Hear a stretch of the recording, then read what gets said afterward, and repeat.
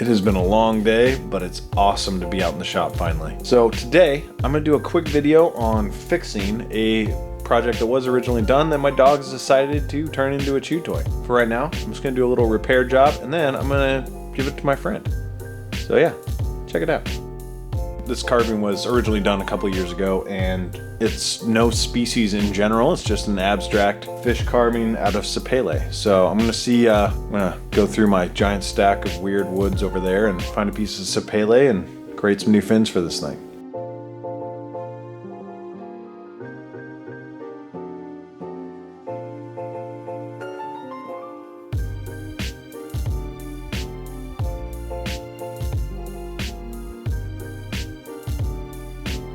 I think I can reform that one.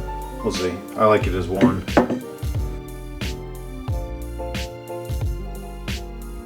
And voila.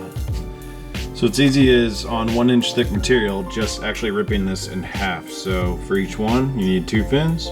You got them. This guy is going to have a lot more curve to it. You can kind of see the curvature we had on that last one. So I'm going to try and get as much as I can out of this material